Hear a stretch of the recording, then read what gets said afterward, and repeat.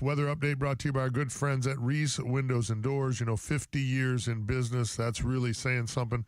Free installation. Most windows and doors installed in just 6 to 8 weeks. They're normally 6 weeks, but obviously with all the storm damage, they are stretched out to about closer to 8 weeks right now. In-house installers, no freelance contractors, double lifetime warranty, which means you never pay for warranty when you sell your house. The warranty transfers to the new owners, which adds value to your home. Visit reesewindows.com for more information. Yeah, it was interesting. We were talking before the show.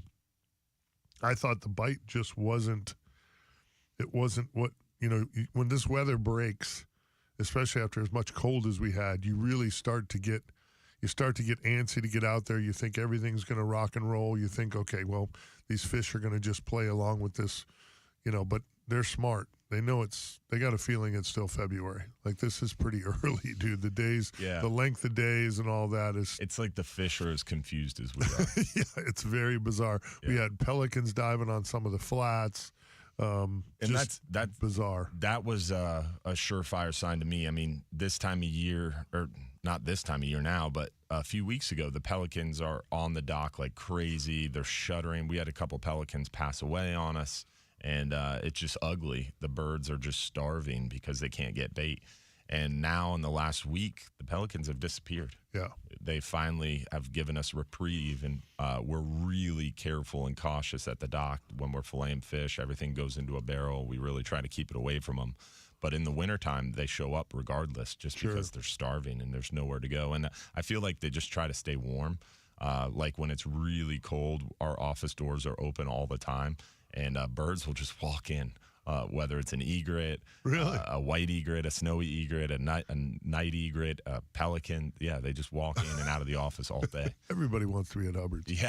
Yeah. But now that it's warmed back up, the bait's, I guess, showing up somewhere. It's not in the pass yet, but they've definitely disappeared and thinned out. I heard rumors that it was at the Skyway Bridge, but I did not make it there to check it with my own eyes. So. Wow. Roll out there at your own risk. Yeah, I heard it. In talking with some very knowledgeable people this week, and I agreed with them, the one thing I don't like about the bait showing up early is that if it gets cold again, it will disappear, and then it doesn't come back good. You know what I mean? It's just screws the whole cycle up here. So I wasn't liking the 40-degree weather we were living in, for sure. Just like the rest of Floridians, we're not built for that. Yeah, we're not built for that anymore. Exactly. But we don't need 80-degree weather here in February either. That's not good. A couple days sprinkled in is good. Keep that water temp, from getting too cold. But long stretches like this seems to really confuse things, like you said. So yeah, it'll be interesting to see how this kind of rolls into spring here. Yeah, and we're going to get, like I mentioned, potentially that weak cold front there towards the end of this upcoming work week. But, before that, we're going to get into the mid-80s this week. Yeah. That's really warm. Dude, you're going to be pushing 70 degrees here soon. Mm-hmm. If that doesn't change, you're pushing 70 in February. That's no bueno. Yeah. We don't need that. Mm-hmm. So, but, we got to do what we got to do. So, it'll be interesting. We deal with the hand we're dealt. Yeah, 100%. Water is clean. Lots of areas I saw really super clean water. Lots of sheephead still. The trout bite is fantastic. Stupid. Yeah, really ridiculous. We actually caught a lot more fish on artificials covering water than we did on shrimp. So the wintertime, we get a really thick trout bite. And then as it starts to warm up, the trout kind of thin out and go into a little deeper water. That hasn't happened. But the redfish seemingly changed because I didn't see quite as many. I'm not an inshore expert, but just my inshore expertise recently has been that fishing report I do every week. We comb through the Salt Strong community and look at what's been caught and use that Salt Strong community's photos for our fishing report. And the trout photos were bountiful and the couch reports for trout were bountiful, but redfish really slowed down, it seemed like, just by the number of photos that were submitted. Do they get off the dock lines and they spread out a little bit? What's going on with redfish? There's still some on the dock lines. Some of the guys still caught some redfish. We saw some redfish and they were super skittish. Some of the guys I talked to that were fishing up in the bay got on some schools of really nice redfish, but they would not chew. I heard they were super skittish. Think about what we just said, too. The water's so clear. Water's really clear, boy. They get really skittish, man. They're up shallow, trying to soak in some of that heat. They get super skittish. The tides weren't great. You had that working against you as well. When that water's clean, boy, you need something to trigger that. Well, and you need something to trigger that bite. You need that tide rocking and rolling. You need that tide moving so they get into where they're concentrating more on eating than just about anything else. Otherwise, it's just. And I heard that bite's been tough for redfish all up and down the West Coast, all the way up to Steenahatchee. Wow. So yeah, some really great tournament anglers were just out fun fishing and said they, fished for 3-4 hours and never caught a redfish in Steenahatchee. And this time of year, that's kind of weird. So Robbie Hunsaker, who has joined us and sat in on the other show some. SecureOutdoorsUSA.com. He was just telling me, like, him and Ryan Rickard, and Rickard's pretty good. That's a redfish in a puddle. Well, that's what I'm saying. And he was like, bro, we hit 2 different areas for a couple hours a pop, and neither one of us caught a fish. Wow. He said we saw a couple of redfish, but they wanted nothing to do with baits. And then talking to some really good anglers here, same situation. They were just tough. Some of the guys said they caught some redfish off the docks, a few, but a lot of really short ones. They were catching better fish. They were catching, low-end slot fish, 18 to 20, 21 inches, and now everything kind of dropped into that 15 to 17-inch range. So where all them redfish, I imagine what happens is that once that water temp starts to warm up, they don't need to sit on them dock lines in that deeper water. They can get up on them flats and start to spread out a little bit, try to get warm. Interesting. Yeah. It's definitely been a shift. And offshore, it's just been a little bit of a grind, sticking and moving. And we're able to put together some really nice catches. The Flying Hub 2 has been doing really well on red grouper and some really nice mangroves mixed in, the occasional mutton. When we were fishing deeper, we were getting a few scamp mixed in. So it's going to be a grind over the next 2 months, sticking and moving a lot, staying inside that 20-fathom closure and trying to put together a nice catch with the red grouper. But we're still getting it, and the weather has just been so perfect. It's beautiful, yeah. That's what we were saying. Like I said, we didn't crush them. My trip on Wednesday, I wouldn't say we crushed them. I would say we had a decent day of catching fish. The trout kind of saved the day with, their aggressive attitudes this time of year. But, there's fish out there, and it's going to continue to get better. There's just no doubt about it. It's February, so, all good. All good. Phone lines are open here. Let's talk fishing. Your questions, comments, fishing reports, bring them right here. 1-800-969-9352. The Bartow Ford Real Animals Radio Show. We'll be back. CFBHN. Your child's mental health is just as important as their physical health. Visit Ben Choi, we talked about gag season pretty heavily on our show last weekend, but we are going to mention it here shortly.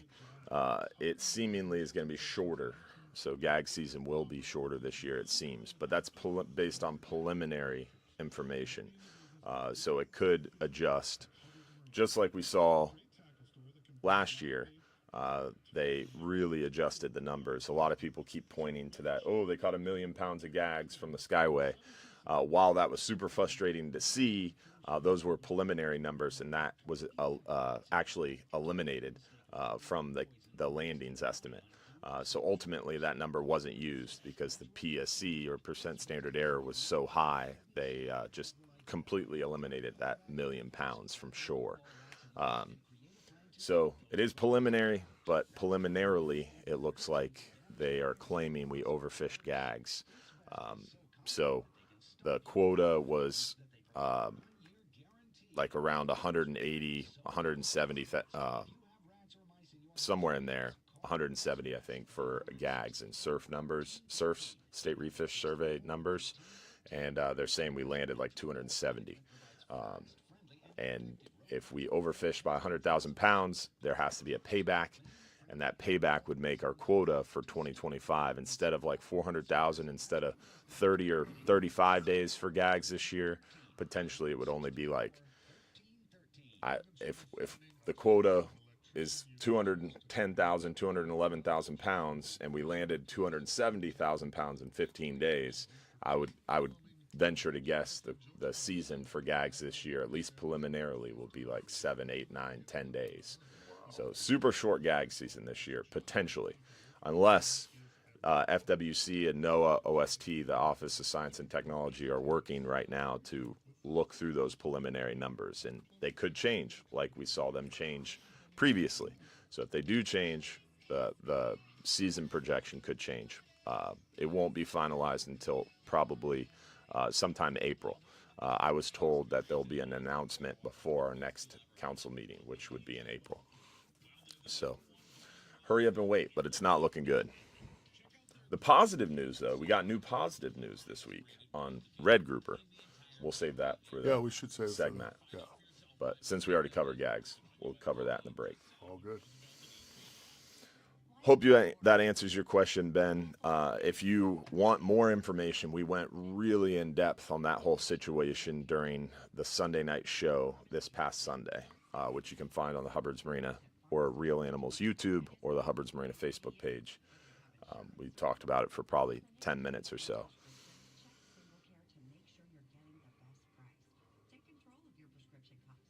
But the positive news is red snapper season, federal for-hire should be much longer this year. Private rec season should be super long this year. The state of Florida said the private rec landings for red snapper were like super low. Like it was 40% of what it should be. So the FWC's red snapper season for private recs is going to be substantial this year.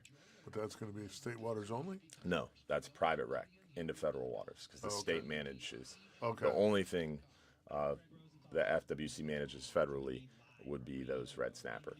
So the FWC, the Governor DeSantis announcement about red snapper season should be hefty this year.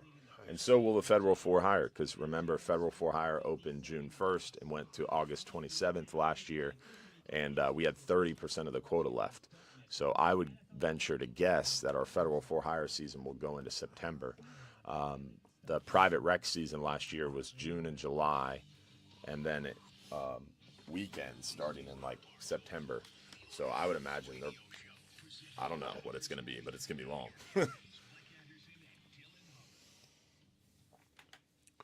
Welcome back. 623 here at the iHeartMedia Empire. Remember, whether you need a shingle, metal, tile, or a flat roof, our friends at Affordable Roofing Systems are your safest choice for repairs or replacements. Over 3 decades of roofing experience, let Affordable Roofing Systems guide you through this important process. Give them a call today at 1-888-397-ROOF for your free estimate, or visit them online at affordableroofingflorida.com. So that's interesting. We were talking at the break here on the Facebook Live feed to Real Animals and Hubbard's Marina. All kinds of interesting stuff going on there with what our seasons will look like offshore here. Gag season and red snapper. A longer red snapper season would be nice. Yeah, it's seemingly going to be pretty substantial this year because FWC's private rec season for red snapper left a lot of quota on the table.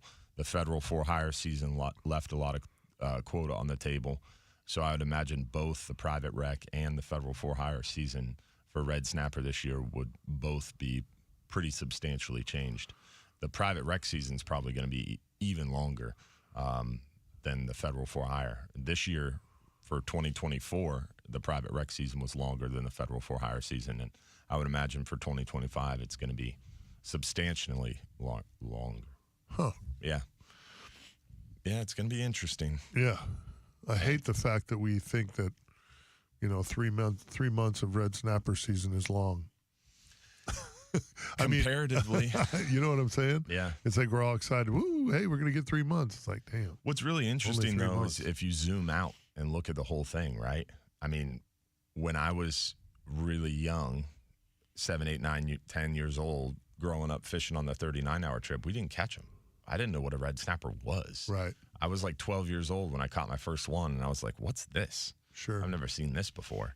And then it went from that to, all right, they're everywhere. Why don't we have a season? They're crawling everywhere. Why can't we catch these fish? We went down to a 3-day season. It got as short as that, and since then it's been slowly climbing back up. Yeah, it's good to see. Yeah. Let's go to the phones here. Phone lines are open, 1-800-969-9352.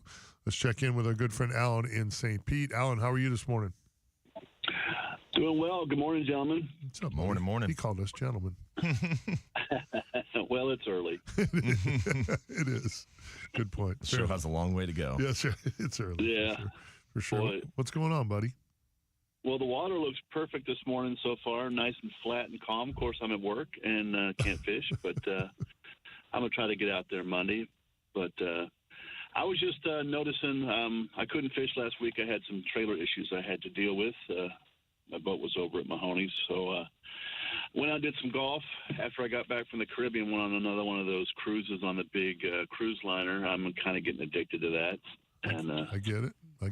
yeah, all you can eat, gambling. Yeah, it's kind of hard to Cocktails. not like that. Yeah. But I was noticing playing golf last week that the bass are on the beds already. Well, it's February. February. Yeah, It's about that time. it seems a little early to me, but boy, they were really some big ones on the beds, and I got to start figuring out how to pack a fishing rod in my golf bag. But I'm sure they make one. For but I that. noticed something too the other day, and Dylan probably knows more about this. But I saw something about how they're proposing completely stopping bottom fishing for like 3 months out of the year on the east coast of Florida because of they're having problems with bycatch. Dying, mortality, and make up our minds. You don't want us to fish at all. Is that what we're getting at now? Because you don't want us to keep the red snapper, but then you mad at us because they die when we release them. So I can't understand exactly what they're looking at here. The South Atlantic is a whole different ballgame than the Gulf. The South Atlantic has, I would say, comparatively, it's almost like 3 or 4 decades behind the Gulf as far as like regulation, evolution, and the hard decisions and contentious things that happen in the Gulf. And some things that people are still angry about to this day in the Gulf are what's put the Gulf ahead of the South Atlantic management-wise. What the South Atlantic is struggling with and what you're talking about is Amendment 59. Amendment 59 is proposing a bottom fishing closure for like Cape Canaveral to the Florida-Georgia line for 3 months out of the year. And what it's supposed to do, what that closure is supposed to do, is it's supposed to lower discard mortality. And what a lot of people aren't realizing and what the headlines aren't saying, all they talk about is, they're going to close bottom fishing for 3 months, which is super frustrating. Don't get me wrong. I find that heinous. But what that does is it takes the 2-day red snapper season in the South Atlantic and makes it 5 to 7 days. So you're losing bottom fishing for 3 months, but you're almost tripling or quadrupling the red snapper season because of that effort. And it's still not a very big again, I don't think it's great. I'm just saying that there is a purpose behind it, and essentially the reasoning behind it, and the evolution of it is it's a secretarial amendment. We don't really have enough time to dive into the whole thing, but red snapper in the South Atlantic has a super small quota because they keep having this payback. And every year the quota gets hit because of the payback, and then the quota gets smaller, and then the quota gets hit or exceeded. There's a payback, the quota gets smaller. And every year it's been on this declining trend. And so they have to do something, and that secretarial amendment is the answer that they think will help. But yeah, the discard mortality is the crux. You throw back red snapper, a small portion of them die because discard mortality, and that's enough to fill the quota because the quota is so small. We're up against the clock, Alan. Got to let you go, brother, but great call. Way to stir the pot, buddy. All right, we'll talk to you soon. All right, man, be safe out there. Yeah, we dove really deep on that a couple shows ago. Yeah, it's good stuff. It's interesting information. Wish we had more time to dive into it. 1-800-969-9352. Questions, comments, fishing reports. Light them up. Let's talk fishing. We'll be back.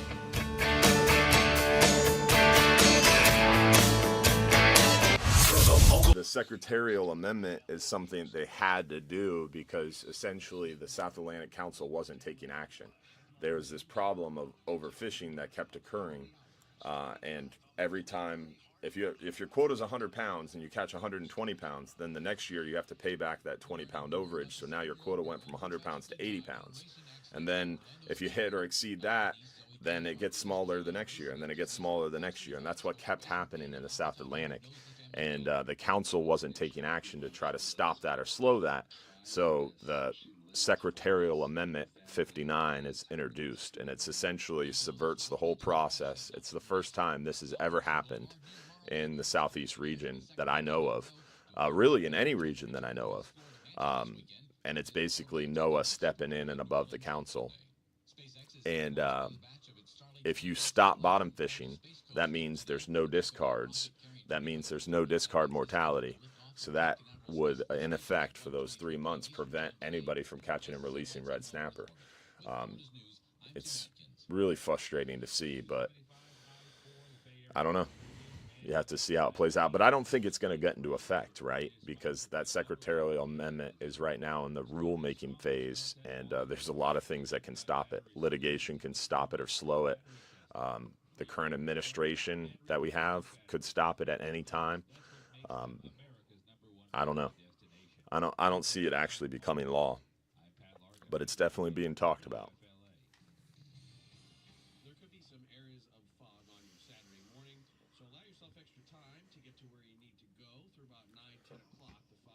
John Rivers asked, how do they determine how many pounds of fish were caught? In order to answer that question well, John, we would need at least 20 minutes, at least, for the short answer. On our website, if you go to hubbardsmarina.com and you hit fishing trips and then you hit more info, there's the Fisheries Science and Management tab. There's actually a video there on that webpage where we talk about how recreational landings are accounted, how they're found. But essentially, in the commercial fleet, commercial boats have VMS. They have to hail out, they have to hail in. Every pound of fish that comes on and off that boat is weighed and measured. There's a fisherman's report, and then a landing report, and then there's a trip ticket by the seafood dealer that the boat sells the fish to. So there's multiple checks and balances. So the private or the commercial fleet has a really strict accountability, and that enables them to ensure that every single pound of fish is accounted for. So there's a really high level of accountability due to that regulation. On the recreational side of things, you have party boats, you have a commercial boat, or on the recreational side of things, you have party boats, charter boats, and private wrecks. Not in any certain order, I'm just delineating them. Head boats since 1986 have been mandatorily reporting in the head boat survey in the Southeast. So every head boat trip, we have to tell them how many people we had, how many crew we had, how many gallons of fuel we burned, approximately where we fished, what we caught and kept, what we caught and released. So in the recreational sector, the only boats that have to report are head boats. Charter boats are in an MRIP charter survey, so they know exactly how many charter boats are out there, and they randomly pick some charter boats, and they call them and ask them how many trips did they do, what were they targeting, what did they catch approximately. But it's like every now and again, and it's kind of a loose report. So head boats have to report everything every trip. Charter boats have to report sometimes if you get randomly selected. Private wrecks, they don't know how many boats are out there. They don't know how many trips are happening. They don't know what's being caught. It's all estimated through surveys. And it's not good. It's not good at all. They recently came to find that they were overestimating effort by like 30 or 40%, that there's a problem with MRIP, the Marine Recreational Information Program. And they're still trying to fix that problem. It's been 2 years since they found that issue, and they're still grappling with that. So a lot of problems. But definitely check out that Fisheries Science and Management page. We have a dozen videos or so that really dive in deep on how fisheries science and management works, if you're interested in learning more. Or tune into the Sunday night show, where we talk more in depth every Sunday night at 7:30, except for tonight, because I'm not going to try to compete with the Super Bowl. Yeah, this weekend. Oh, yeah, not tonight, tomorrow night. But every Sunday except for Super Bowl Sunday.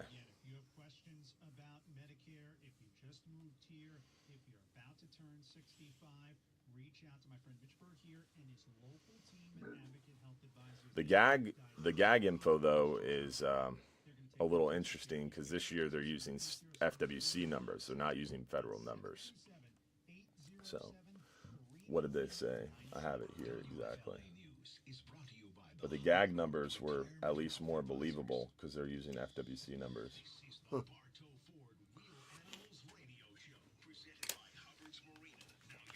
On the next break, guys. Want to put a shout out to our good friends at Power Pucks. You know, it's the world's first power supplied trolling motor quick release bracket. Eliminates the need for an exterior power plug, which can snag lines, corrode easily, and really is just an eyesore, clutters up the deck of your boat. Go to powerpucks.com, PWRPUX.com. Find out for yourself why so many of the pros are making the switch to Power Pucks. Phone lines are open here, 1-800-969-9352. Questions, comments, fishing reports. Again, we had a pretty foggy run over the bridge for me today, so if you're headed for the water, be careful. It's supposed to be patchy until about 10 a.m., I think, so be careful on the water. We got like 8 boats running out of the getaway this morning for the Hard Rock, and so those boys getting on the water this morning, catching bait, doing their thing. Just everybody be careful. That fog can be a little dangerous out there. So, yeah. Definitely can be a little dangerous. Yeah, for Helps sure. when you turn your mic on. It happens. Amateur hour. It happens. I know you like to give me a hard time every time I do it, so I'm going to let you slide because it happens. You're so nice this morning. Just a nice guy. That's what It has say. definitely been foggy, but luckily it's been burning off by like mid-morning. So Yeah. hopefully that trend keeps continuing. And we mentioned it earlier, there is some positive news on this whole shortening seasons with the gag information. The positive news about red snapper was good, but red grouper stock assessment is currently ongoing, and they just posted the Southeast Data and Assessment Review summary of the red grouper stock assessment. It's like 400 some odd pages. Highly 10 out of 10 don't recommend to try to read it. It's pretty I promise lofty. you I won't. Yeah, but the highlight of that 400-page summary of that red grouper stock assessment is red grouper are super healthy. Well, that's and good. Our catch level is going to increase substantially. Okay. Yeah, just Did that take a long time? It seems like that was relatively quick to come to that realization, or am I wrong? No, that the stock assessment process for these species only happens every 3 to 5 years. And when a stock assessment starts, it's a pretty arduous, long, drawn-out process. Depending on which type of stock assessment they do, there's a couple different options, but the typical, like, big stock assessment is at least a year. But sometimes it can be a year and a half. The most recent red snapper stock assessment was 2 years, and when it was completed, they threw it away. Oh, nice. Yeah, the third-party peer reviewers tore it up and said, nope, start over and do this again. So the stock assessment process can be very long. Red grouper was about a year and a half, and that summary just came out, and we're looking at potentially almost doubling in catch effort. But the thing about stock assessment process is, right, the process is really long. Then once the process is done, the science doesn't just magically become law. The science has to go through the SSC, or the Science and Statistical Committee, which is an advisory body to the council. And that SSC has to take all that scientific information, digest it, argue about it, make suggestions about it, and the SSC has to set an ABC, an OFL, an overfishing limit, and then they have to set an ABC, or allowable biological catch. And the OFL and the ABC have a buffer between them for scientific uncertainty. Luckily, this model fit was pretty good, and there's seemingly less uncertainty compared to previous models. So hopefully that buffer will be a little bit less. And then also, once the SSC finishes this process, then they submit all that to the council, and then the council looks at this scientific information and starts to make management decisions. The council will decide where to set the ACL, which is the allowable catch limit, which is buffered below the ABC for management uncertainty. Sometimes it's set equal, sometimes it's buffered a little bit down for management uncertainty. But glancing through this scientific information and talking to people smarter than I am, it seems like we potentially could see almost double the quota, if not more, almost triple. Right now, in surf's numbers, the quota is like around 4 million pounds, somewhere in there for red grouper.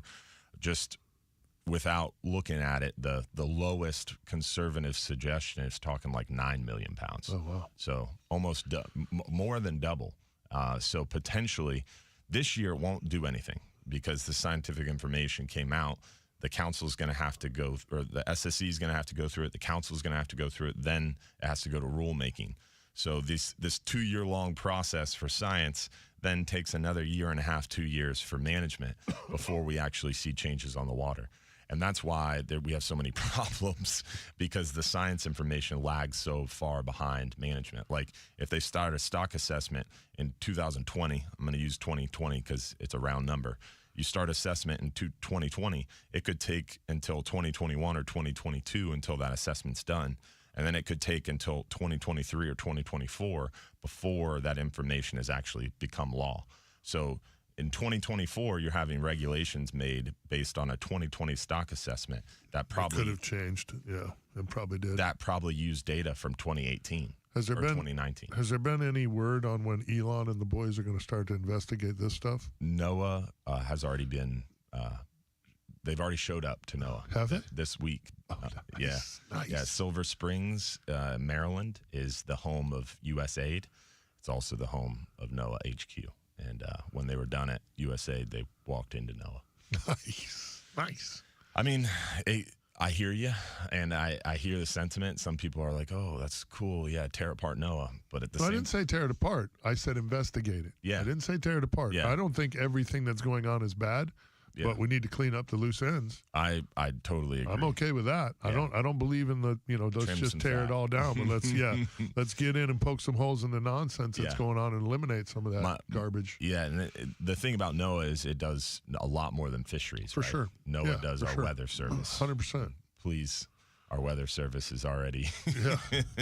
We already struggle enough with weather, Yeah. so we don't need to make it any Well, that's more why I said difficult. I'm not calling for them to just go in there and start I hear what you're saying. bushwhacking stuff. I'm just saying to the general public, some people are like applauding, burn NOAA down. It's like, well, Yeah. we burn that down, you're going to have a lot of long-lasting implications. There's a lot of people jump to those conclusions, not really understanding the size of what they're talking about, how much that would actually affect. NOAA is a You have to be huge careful. bureaucracy. Yeah. Well, there's tons of it, and that's what the boys are getting in there trimming out, which is The thing about NOAA is, did you ever hear that Elon podcast about what they made him do over for I think it was SpaceX.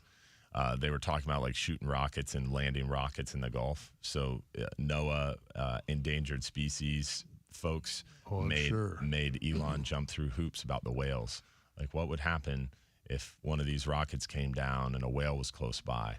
And they had to do all these science studies and spend millions of dollars. And then once he was done with that, they were like, well, what about the sharks? And he was like, what do you mean? Just take the same info. Like, we've already done this. And they made him jump through those same hoops for sharks. They really put him through the grinder. Well, I bet they were happy to see him walk in. It's going to be interesting. Oops. Yeah. So there's a lot of silly stuff that could definitely be trimmed away. Yeah, no doubt. Again, phone lines are open here, 1-800-969-9352.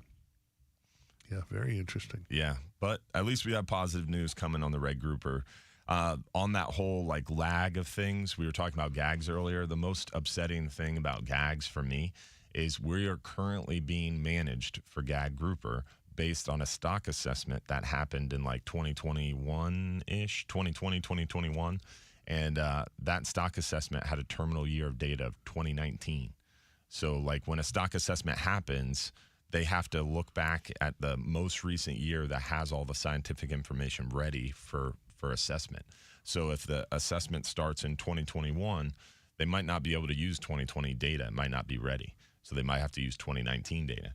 So it's 2025, and we are being managed for gag grouper based on science in 2019. That's crazy. So that's a big problem that we have. Well, like I said at the break there, hopefully we'll have a little extra money here but we can throw at the science and get the science sped up a little bit. Yeah. You know what I mean? And it would be super nice to have really robust science. Yeah. But then We've been screaming about that for think about this problem. the 20 years let's say I've been you have doing an this show. unlimited science budget. Tomorrow you have $1 billion trillion. You know, Yeah. you've got unlimited budget for science. Then you have really informed management. You have a really technical, very up to the minute management, which is great. But what does all that matter without enforcement? Well, again, there's more money. Yeah. Hopefully that comes with it. That has to come with it for sure. When you talk about 100%. funding, when you talk about funding, 100%. you have to fund both sides of Listen, it. You the have to fund FWC. science, Listen, and you have to fund enforcement. I don't care where you stand on the FWC. If you're into the outdoors, if you love the outdoors, and you can't see that they're underpaid, and there isn't enough of them to handle what they have to handle, then you're really not looking at that issue. And the FWC does such a good job. It's considered like a farm, right? So like other states hire and headhunt and send all the recruiters to Florida to headhunt our biologists and our people because FWC does such a great job and they do such great work. And it's ran really, really well on the science side and on the management side. But the problem is that all these other states are able to headhunt our people and our staff because other states pay so much better. Yeah, well, so you'll have a guy or a girl start at FWRI and do science and biology for the state of Florida for a few years. And once they got like 4, 5, 6, 7, 10 years of experience, another state will come in and offering them double. Yeah. And they get handpicked. Gotta go. Go. It's Let's go to the phones here. Check in with Richard in the South Shore. It says the Everglades. I don't know what that means. Richard, how are you this morning? Oh, I'm still at large, sitting here reading an article.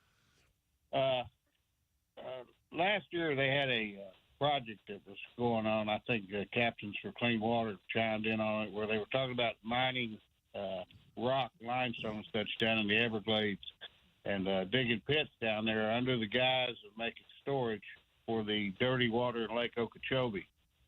Okay. Apparently, are you familiar with that? I am not. I heard a little bit about it.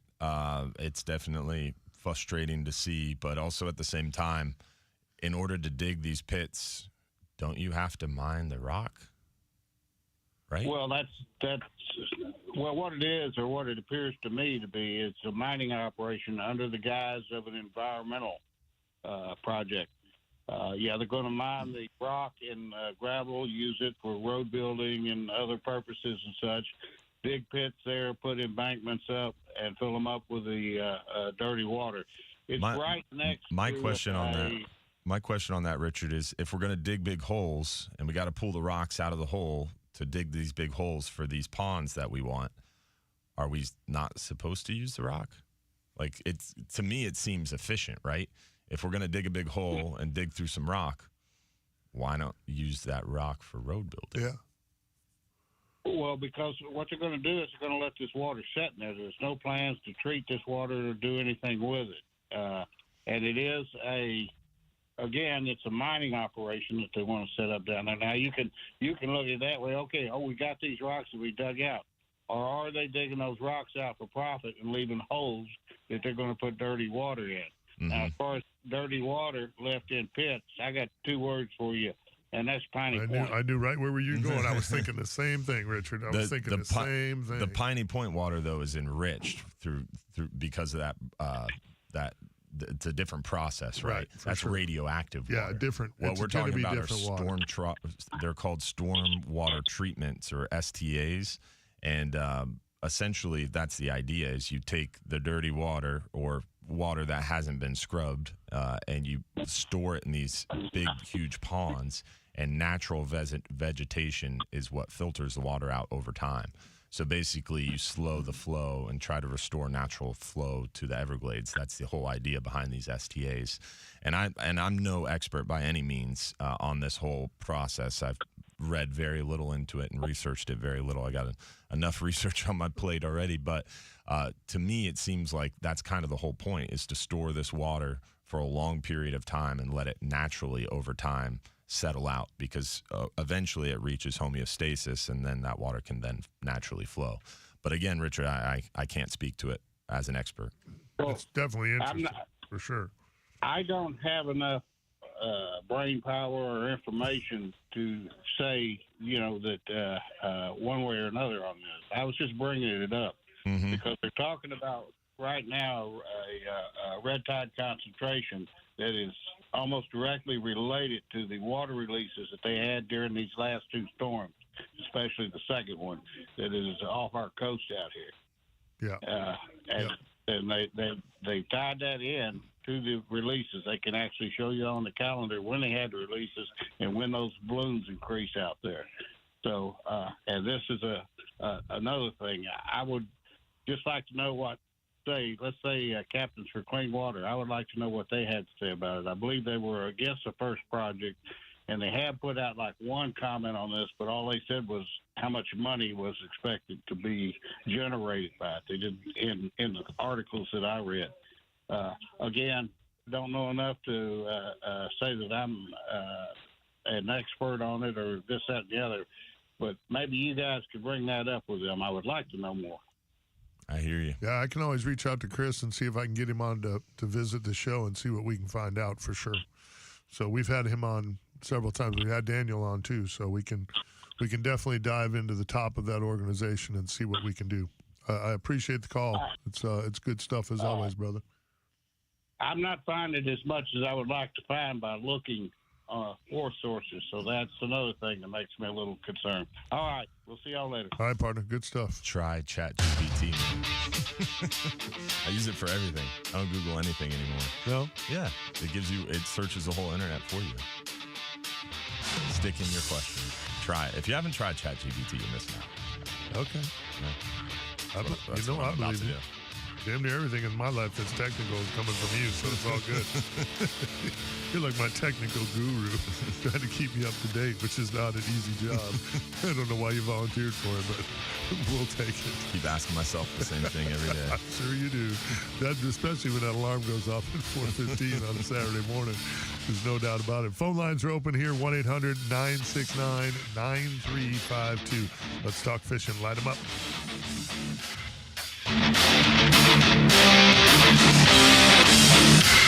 See, I don't think Okeechobee was doing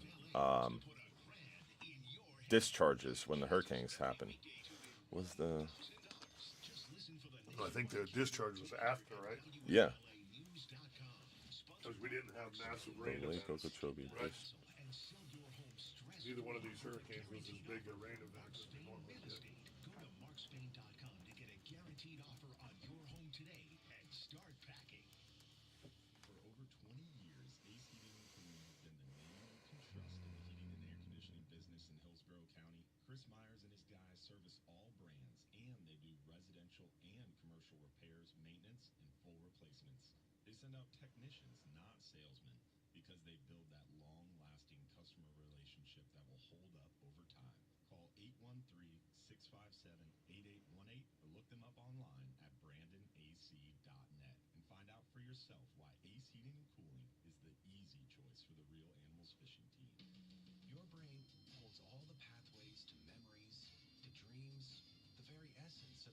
Yeah, so in both instances, the U.S. Army Corps of Engineers prioritized the safety of Herbert Hoover Dike and surrounding communities by refraining from releasing water from Lake Okeechobee before the hurricanes. So they must have just released water after. It's interesting.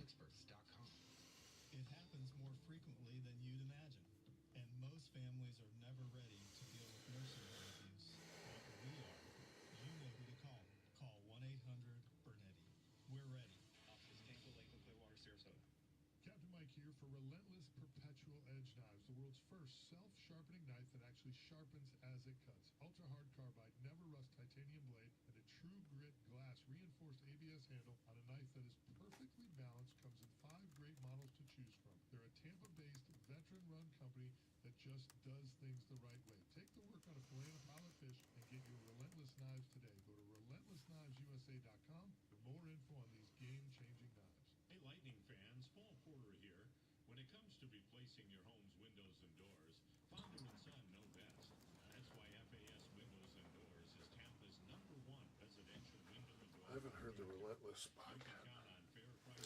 Install perfection and customer satisfaction every time. Trust the leader in windows and doors.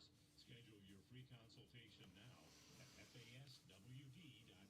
Independent Windows and Spa brings you over 35 years of experience in the Tampa Bay area, and they are continuing the legacy of their What an outfit that lady has on. top pool builder in the Tampa Bay area for 35 years. Plus, they are continuing to raise the bar in pool construction, design, and features. They have an unparalleled passion for the industry. Call them today at 727-788-1650. Call them today.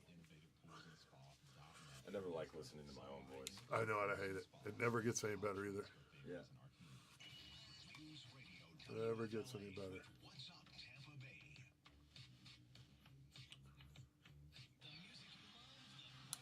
Never gets any better, buddy. I was stretching last night. You can almost do a split.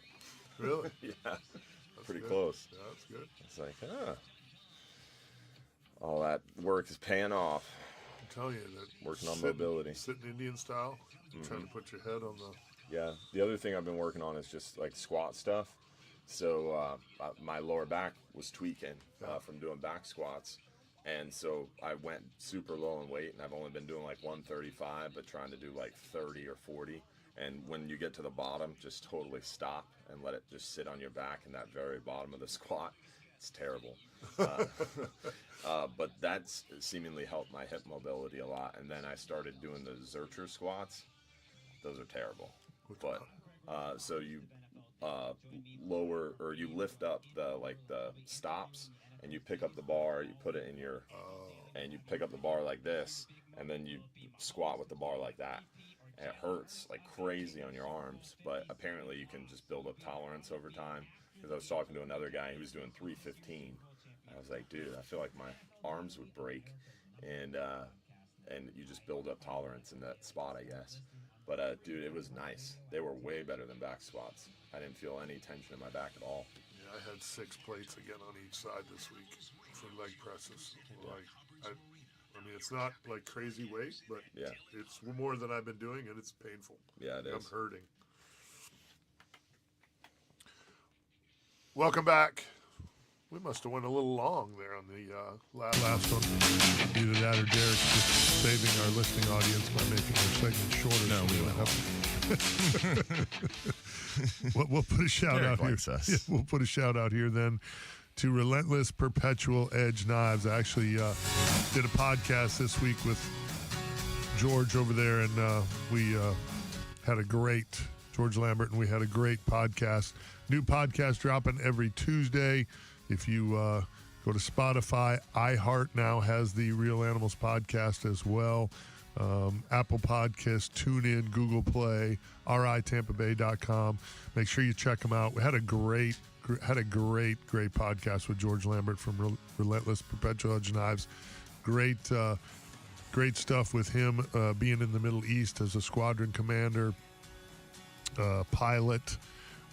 We talked a lot about that stuff, and then we dove obviously deep into how they came up with this perpetual edge technology, the beaver tooth technology. I was just about to say, as I would like to call it. the beaver technology. Yeah, if you want to know more, go to relentlessknivesusa.com and check out these bad to the bone fillet knives. They are stupid cool and really a neat product. They've got a bunch more products coming out, hunting knives and skeleton knives and all kinds of cool stuff. So go to relentlessknivesusa.com and check them out. Veteran-owned, veteran-operated, good people, local Tampa Bay company here. So good stuff for sure. Phone lines are open here, 1-800-969-9352. If you don't want to listen to the two of us talk, which I don't blame you, then pick up the phone and call us. Let's talk fishing. We'll be back.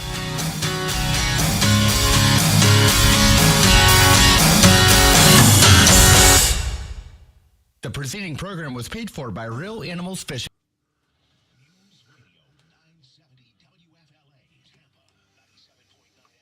The amount of pushback from these politicians is incredible. Cracking me up. I would say a lot of people are pushing back, not just politicians. No, for sure. It's ridiculous. So stupid. Especially with what they found already. Yeah. that Royal Caribbean ship that came back to port with like 80 some odd sick people. Yeah. 90, they said like this morning. 8 of my staff members are about to get on that boat and do a cruise. Same boat. I don't know about that. Damn. Yeah. The night parade. He says the deputization of state enforcement entities will speed up the deportation process already begun by President Trump. Karen Curtis, Miami. Meanwhile, a Miami-Dade public school teacher has been deported after being detained during a routine immigration appointment last month. The teachers union says the instructor was a 24-year-old man from Honduras who's lived in the U.S. since he was 13 under DACA protections. Sheriff's deputies found 2 men with stab wounds near Northeast 3rd Avenue and 38th Street in Oakland Park. The men were transported to the hospital in Guys got no questions this break? All of a sudden the comments have chilled. Really?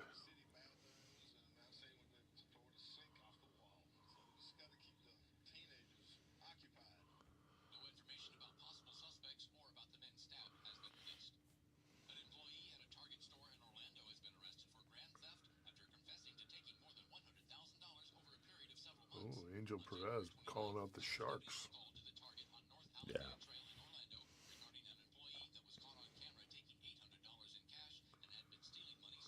Where's my hat? I left it in the truck. Somebody asked about your hat. Yeah. That's great. That's the second time someone asked earlier. I always have a hat on. I just forgot it in the truck. My hair actually, like, I don't wear a hat, like, out of, like, preference. I wear a hat just because you have another logo up there, you know, it's just another spot. And it's kind of like the uniform, if you will. But, like, yeah, if I'm not at work, I don't wear a hat. So I just simply forgot to put it on. I used to wear one all the time, and then I just kind of quit wearing them. Now I'm concerned. I feel like my hair is starting to thin. Oh, no. Got real nervous the other day. Yeah. Yeah, like right in the corners. It started to thin out a little bit. Do you have is there any history? I mean, it's your mother's father's side, at least genetically, they claim. And my mother's father had a thick head of hair until he passed away. Yeah. But he did kind of recede a little bit in the corners. You're going to get some of that. You're getting older, D. Yeah, but there's a place in Tampa. There's a place in Tampa you can go to take care of all this. Yeah. So my barber for everything. Yeah, my barber shop, the owner of the barber shop, he had a pretty good bald spot going and he really thinned out. One day I get in there, I'm like, "Bro, what did you do? Like, did you get plugs? Like, did you take a pill?" He's like, "Oh no, I went to this place in Tampa. $600, 2 treatments, it was done." Yeah.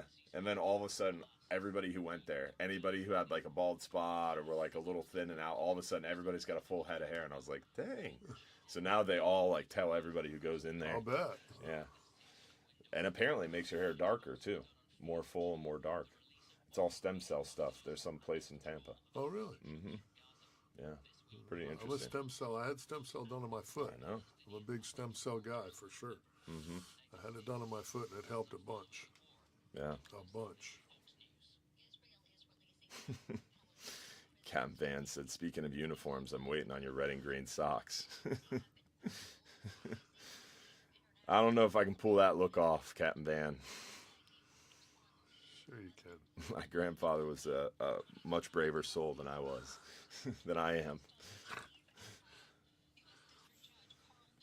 Any word on the friendly fisherman fishing conversation? I've actually been working on that, Scott. I appreciate you continue to ask. And I've had some conversations about it.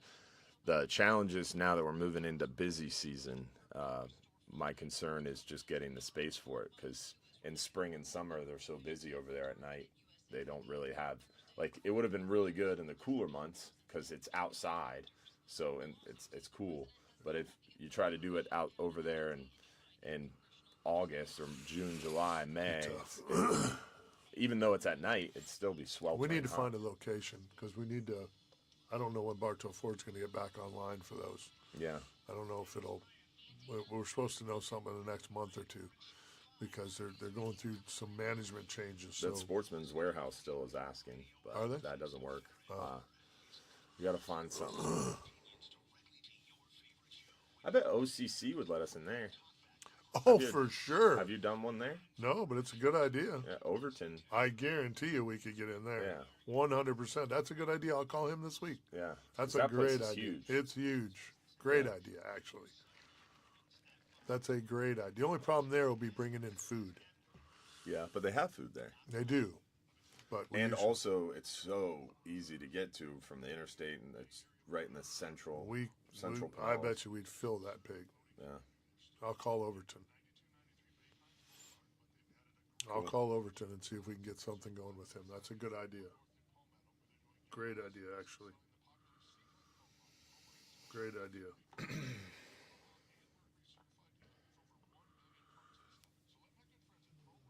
It'll be my turn to drive then. See what I did there, guys? Oh, I planned one on my side of the bridge. Yeah. That did not go unnoticed, my friend.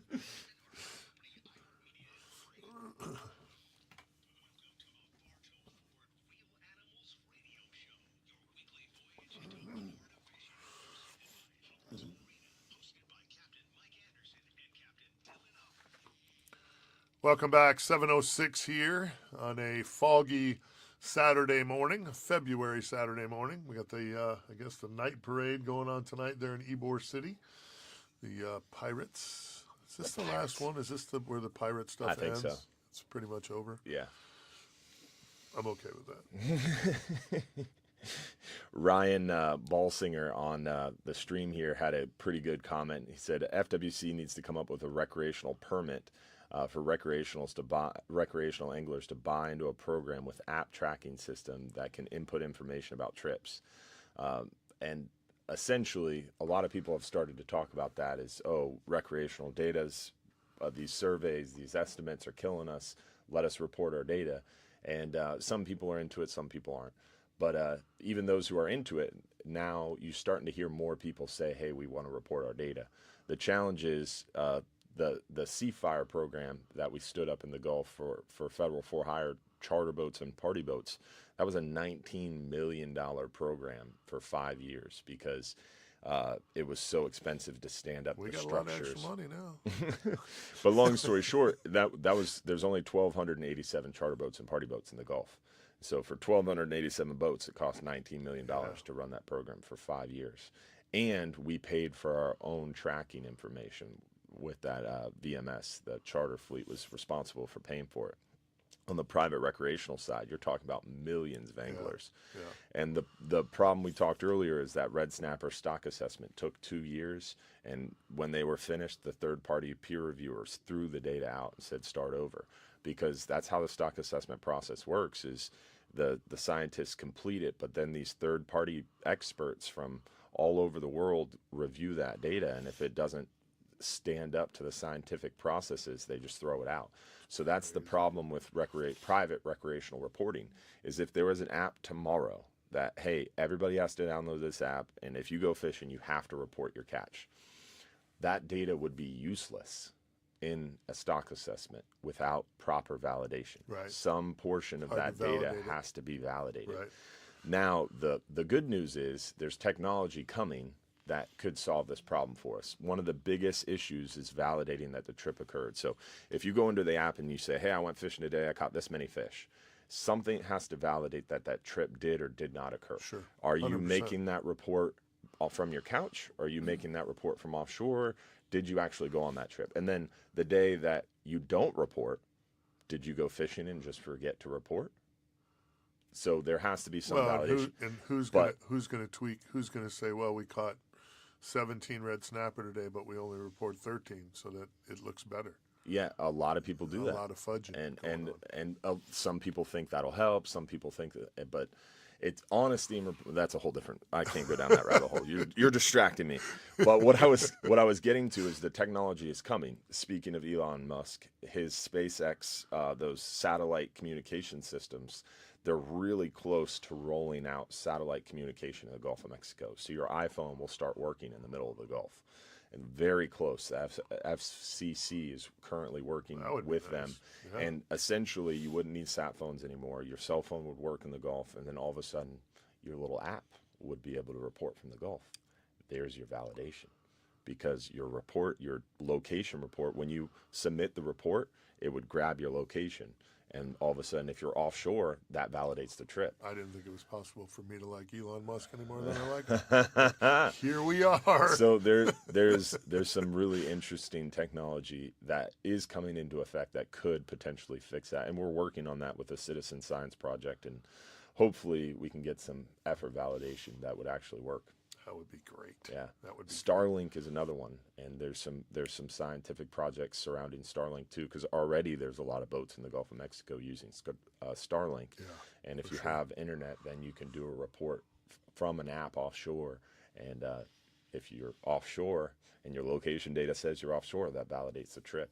That would be great. Yeah, so there's some effort being put into that for sure, but for now, it's too soon, unfortunately. Let's go to the phones here. Let's get our safe boating tip of the week. Captain Jim Fogel, U.S.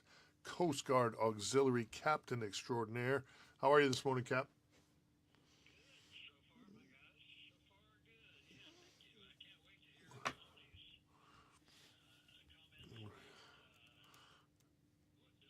His rebuttal. Yeah.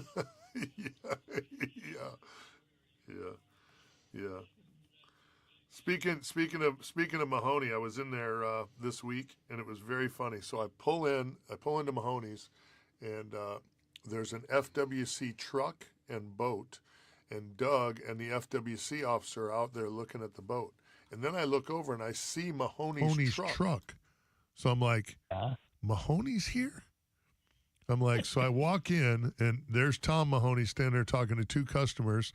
He says, "Hey, Cap Mike." I'm like, "Hey, where's Michael? Is he here?" He goes, "Yeah, he's here. He's in the back." I'm like, "Yeah, I'll bet he's in the back. FWC's in the parking lot." I'll bet he's hiding. And then the FWC guy ended up coming inside while I was talking to Mahoney, and I was like, Mahoney made a joke that the FWC would have to bring more than one officer to get him.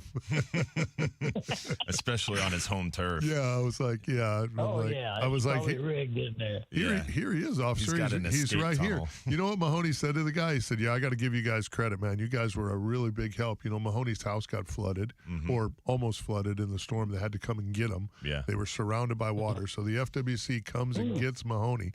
And I'm like, of course, yes. And the funny part of this is Mahoney thinks, he's thanking the guy. "Hey, thanks for coming to get me." Doug looked at me like he couldn't believe I said it, but I'm like, of course they knew you were stranded, Mahoney. They've been watching you for years. They knew exactly what was going on. They probably have we better go get him. Yeah, we better go get him. He's in trouble. All this casework would be for nothing if he dies. Exactly. Yeah, we can't have him go out like that.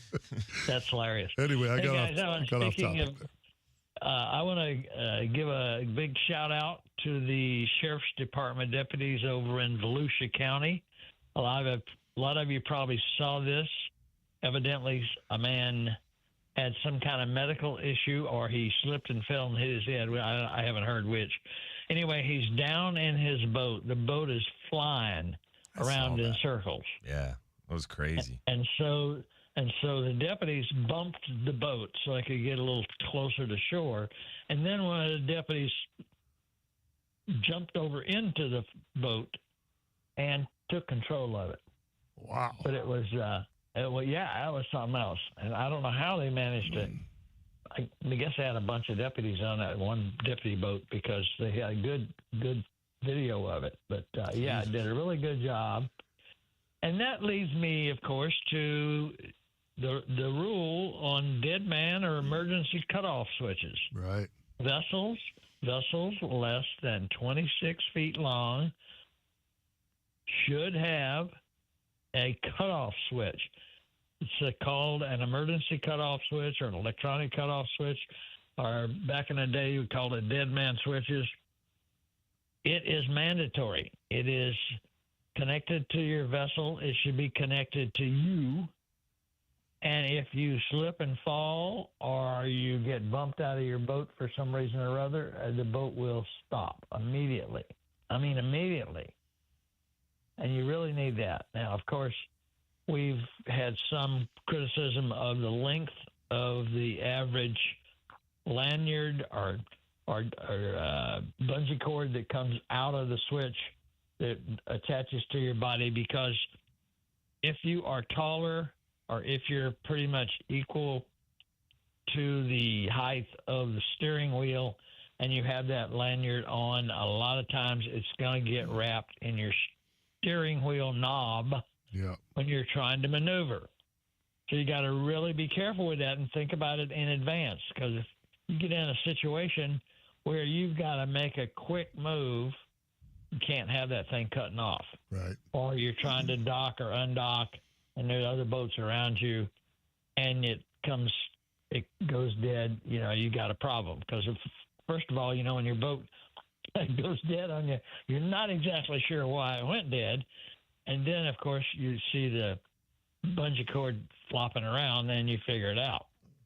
But it is absolutely necessary. Please put those things on. We've had too many people getting killed or injured, not necessarily just on the boat. I mean, when the boat goes crazy, it can hit other boats and hit other people and hit docks and all kinds of things like that. So please put your lanyard on.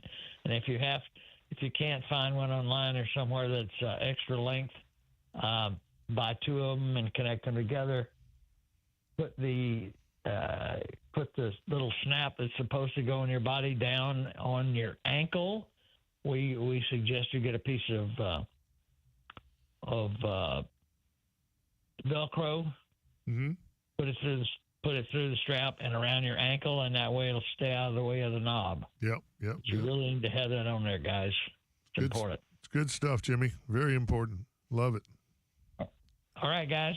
Thank you for the time, as usual. For the Coast Guard Auxiliary in St. Pete, Jim Fogel. Be safe out there. Thanks, Jimmy. Talk to you tomorrow, buddy. Good stuff right there. Always good stuff from Captain Jim Fogel. I dig that. Let's go real quick. We got about a minute and a half or so. Let's get to Donald and Lutz. He's been on hold for a little while. D, how are you this morning? Excellent. Welcome back, Mike. It's not that Travis and Bobby are slouches in the chairs either. But welcome back. Like he's been gone for so long. That always makes me laugh. I was thinking the same thing. We've missed you, man. You've been gone so long. I missed Mike. a week. Get him, Donald. Even last Sunday there was no live show.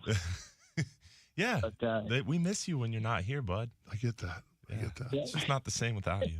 Well, last weekend Mr. Mahoney was still recovering. Ben was in Georgia, and I was out of town. So, yeah, there you go. But I'm glad to see you back with Quantum. Yep, excellent. Because I remember our conversation that we had on your boat that time about Quantum. But that's cool. I made two really, what I think are really great new partners for 2025, and that was obviously Quantum getting back in the game. I love Quantum Reels, always have.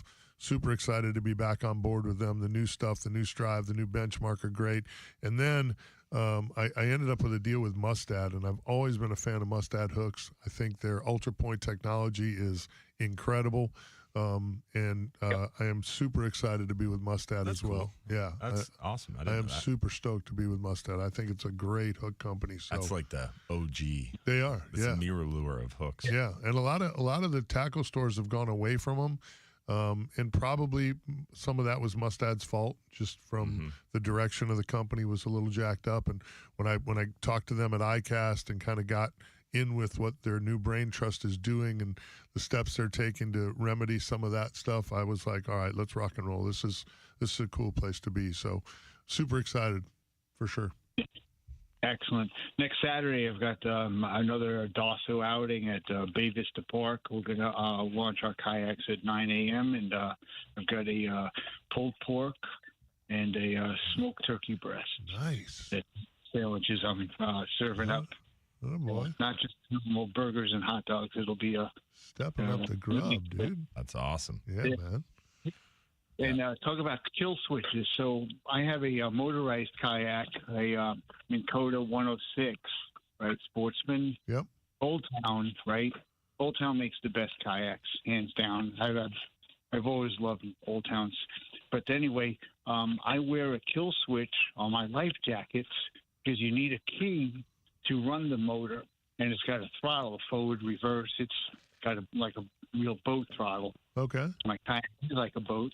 But so if that's my kind of God kayak. forbid something happens, God forbid something happens, I fall overboard, that key will release because it's attached to my jacket. So because I wear the Mustang style. Yeah. Like Yeah. it's Very the good. CO2. It's good stuff. Good stuff. All right, D. Yeah, I'm up against the safe out clock. there. You got your own kayak safe boating tip there. I love it.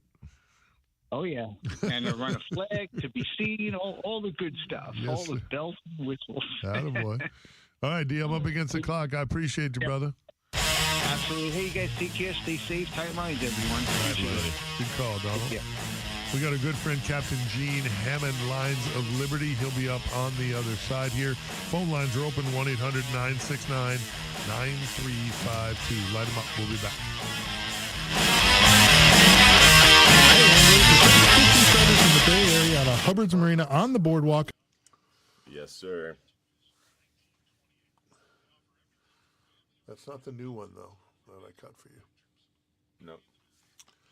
It's the old one. One job. Best burgers on the... Yeah, one job, yeah.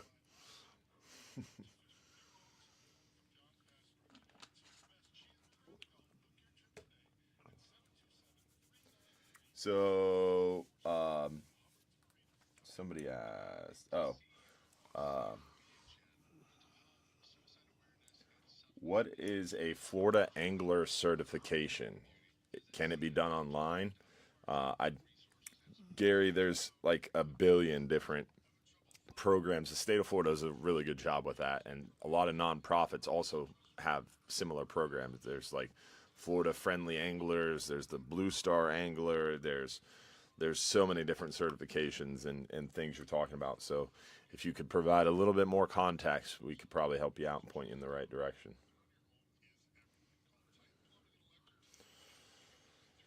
William Keene asked, do you think the new administration will open up drilling and oil drilling in the Gulf of Mexico? Yes.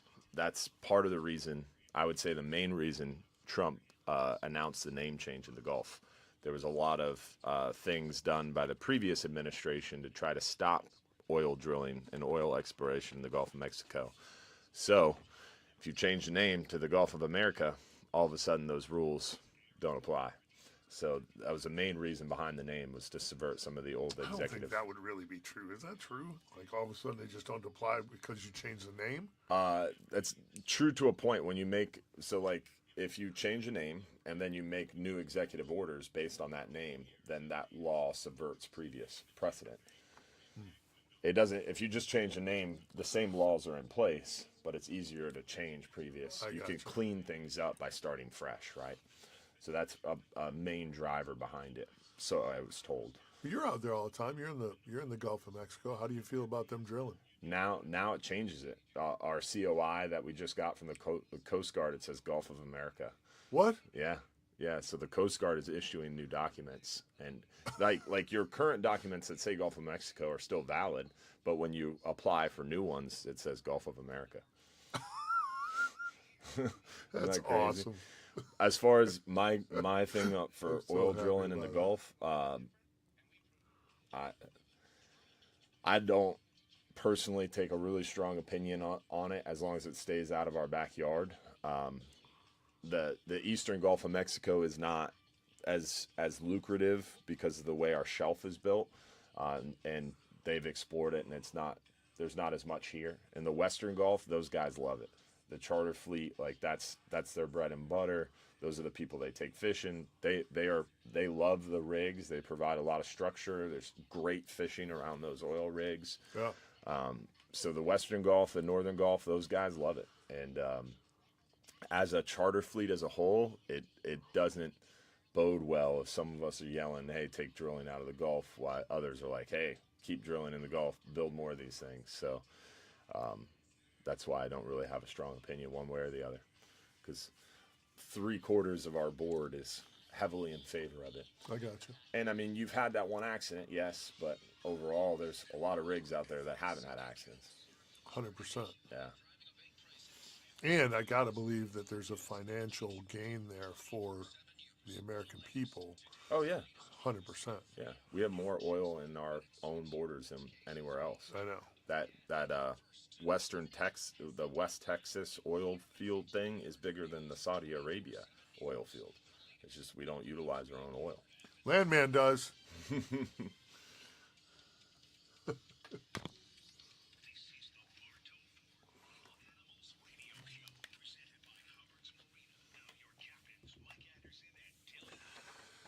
Welcome back. Remember, shingle, metal, tile, flat roofs, it doesn't matter. Repairs, replacements, it doesn't matter. Affordable Roofing Systems, the only name you need to know. The best in the business. They did Dillon's. They did Captain Big Ben Marshall's. Both of them extremely happy. Great, great people. David Torres, his family. I've had them on the boat. They are awesome, awesome people. Call 1-888-397-ROOF for your free estimate. Visit them online at affordableroofingflorida.com. Let's check in here real quick. Got a short segment for the bottom of the hour. Let's check in with our good friend Captain Gene Hammond. Gino, what up, dog? I'm good, man. What's up, man? How you been, bro? Long time no hear from you. Everything good?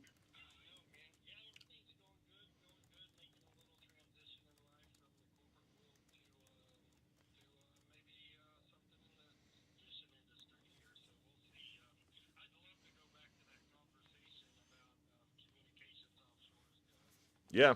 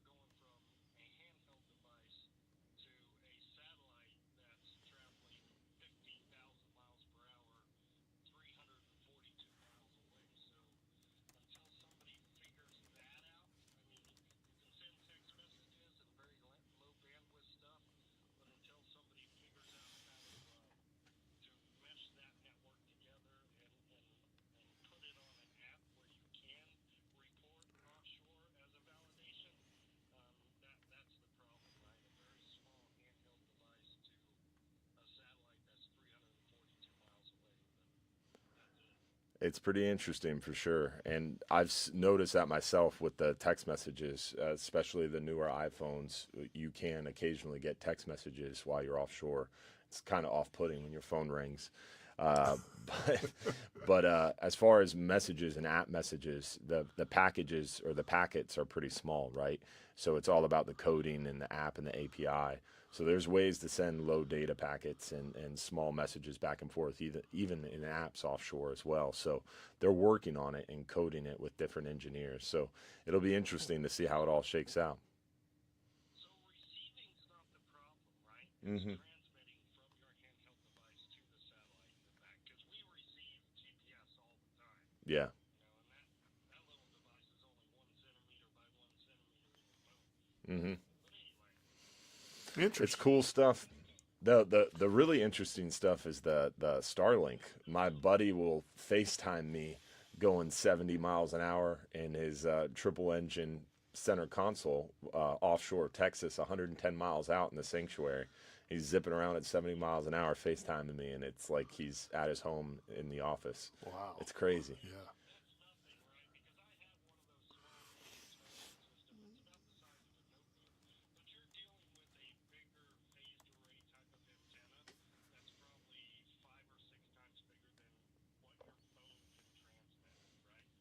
Crazy. It's tracking 10 different satellites at the same time to be able to do that. I have one of those. Oh, they're cool stuff, man. Hey, I'm up against the clock here. Gino, don't be a stranger, brother. We love chit-chatting with you, man. Lines of Liberty.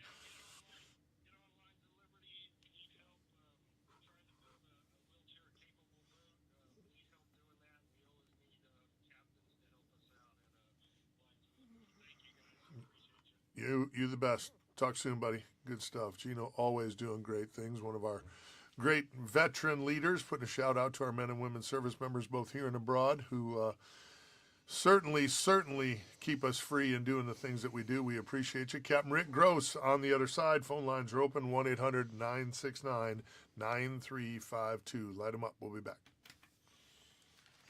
Bro, I am slacking today. I forgot to change the mics around so they didn't hear Gene. I'm sorry, guys. I'll get it on the next one, I promise.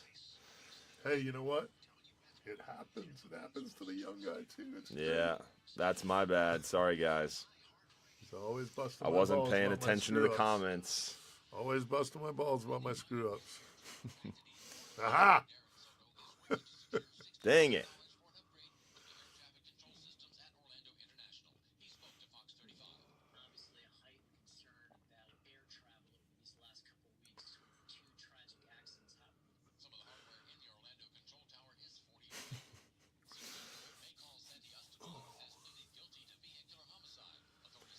there an easy way to release fish not to hurt them? Yes. Get a good dehooker and use your descending device if you're offshore.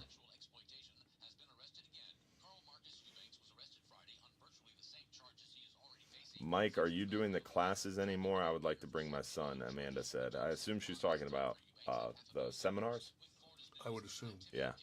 We are still doing them. We're working on finding a location and dates. I will make a phone call this week and see if we can't get one going in Clearwater.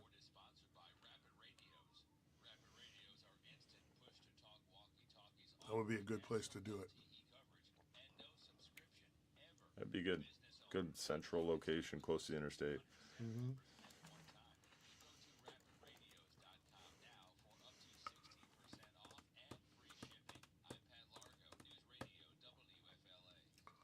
I wonder if we'd have to do it outside to keep it quiet, though, without too much noise. What do you mean? Well, I mean, he's got that big outside area, but I don't know if we want to be outside, like you said, in August. I thought they have a big inside area, too. They do. I just don't know.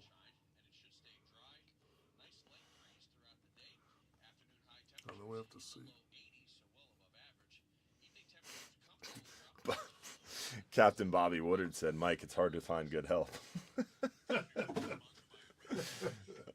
true. That's funny. So true, Bobby. I'm glad you feel my pain, dog.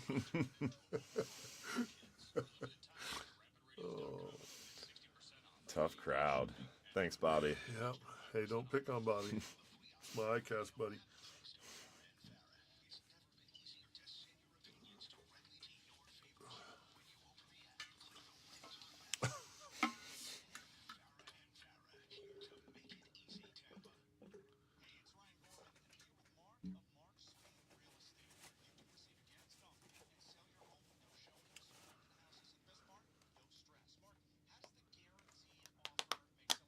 Another plane crash in Alaska this time?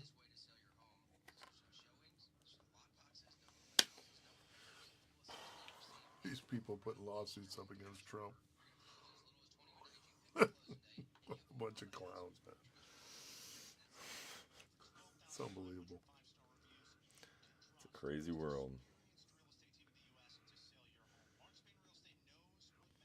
Seriously, like, if you're against them auditing the government to figure out where all our tax money is going, you are 100% part of the problem in this country. You're an idiot. And Dan, guess what? The bad part is people are going to get hurt. People are going to get hurt. Jobs are going to get ended. There's going to be all kinds of nonsense. It should have never started.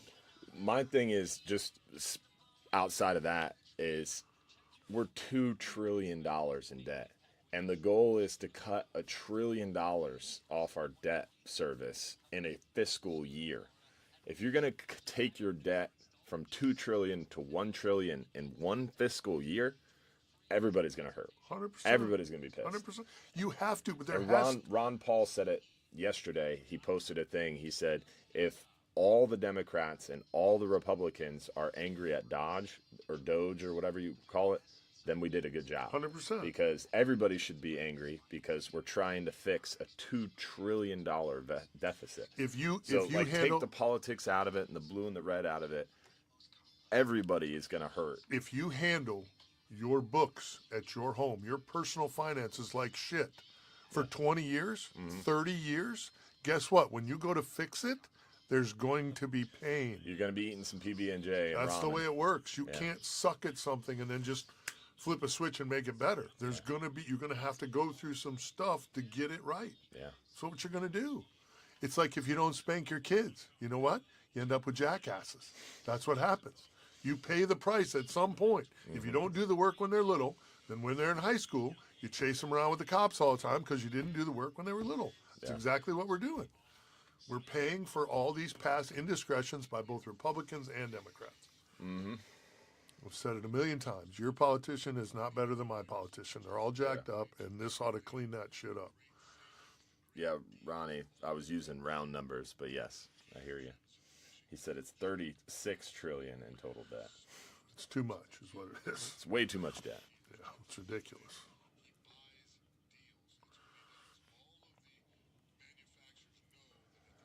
a lot of debt. It's crazy, bro.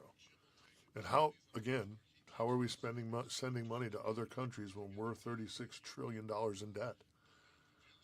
Don't have money for North Carolina, but we got money for Egypt. 1.2 trillion each year in interest fees alone, and that interest goes to other countries as well, right? I don't know. Like if we're in that much debt, who are we in debt to? Other countries, I would imagine. I think that's why your interest rates are so high, right? Yeah. Because we're so far in debt. Over government spending is what causes our interest rates to go through the roof. I don't know. It's above my pay grade, but it's not good. No, it's bad. If we were in debt that much as a company, we'd be out of business. 100%. You run it like a company, you'll see what happens. Welcome back. Our last big segment here in the morning at 7:36. Again, probably you can't see from where I'm at, but probably a little foggy still out there. It's supposed to be foggy until mid-morning. So if you're headed for the water, please be careful. Phone lines are open, 1-800-969-9352. Let's check in down in beautiful Bradenton, Florida with our man, our myth, our legend, Captain Rick Gross. What's up, buddy? How are you, Captain? I'm good. Hey, welcome back, Mike. Thanks. We do miss you when you're gone. We miss you big time. I appreciate you, buddy. Thank you. I appreciate that. I haven't called in a little while, and I think I wasn't able to the one day, but I'm always listening, and I've got my wife. My wife is hooked on your show too. She's been listening to it for a long time, and she'll say, "Well, who's that talking now?" She has a problem between Ben and Mahoney as far as their voices. I'm like, how can you have a problem with that? Yeah, no doubt, right? Yeah, but she listens to your show too. She puts it on right away in the morning, and yeah, you've got quite the following, probably from people that don't even fish. Well, it's a blessing to be here as long as we've been here. Is a testament really to the Bay Area and how fishy it is. You know, I mean, look how long Capt Mel did it. I mean, Capt Mel did this show for 22 years. It was on the air for 22 years when I got it, when Mel passed. I thought it was niche. So, yeah, it's just a niche thing. Not really all that. Yeah, I miss his jingle too. Oh yeah, me too. For sure. You know what? It's one of those. It was one of those crazy decisions. I kind of had to make it on the fly. You know, keep the jingle, let the jingle go, and I was so petrified of trying to just carry the show on. There was no way for me to ever be as good as what Mel was. Impossible. So I was just like, we need to not let everyone be remembering that jingle and hoping that I'm going to be Mel, because I said it back then. I still say it. You know, those shoes, they couldn't be filled. We had to put Mel's shoes up on a shelf somewhere and just look at him and go, that guy was a legend. I mean, he was a professional broadcasting legend. 22 years doing this. Wow. I mean, yeah, it's unbelievable. You got to be getting up there. You got to be getting close to it. We're at almost 23 on Sunday, which is crazy. Yeah. Yeah, it's crazy. Yeah. It's crazy. Unbelievable. And again, it's because of the fish, it's because of this fishy market, and because of Capt Mel. You know, Mel made fish radio cool here. It is really the blessing that we fell into. You know, I mean, a lot of areas We're are cool. I didn't know that. I didn't get that message. You're not there yet. Touche. Well, then you got the Hubbards coming in too. I mean, I used to send in reports to what was it, Andy Lee on channel, was it 13 or 8? I don't remember. And your grandfather was in that, and I used to send reports to him, and he used to read my reports. They were handwritten reports, and I still like the thing that, if you're too busy to go fishing, you're just too busy. That's a fact. Amen to that. No doubt. Well, I tell you that in all fairness to D, it has energized his passion for it. I was trying to find the right word because it's hard. He's really been a great asset. My wife said right away, just a couple months into Dylan and I working together, that, Dylan kind of re-energized me a little bit on the Saturdays. Saturday morning's an early morning. You fish all week, getting up early on Saturday.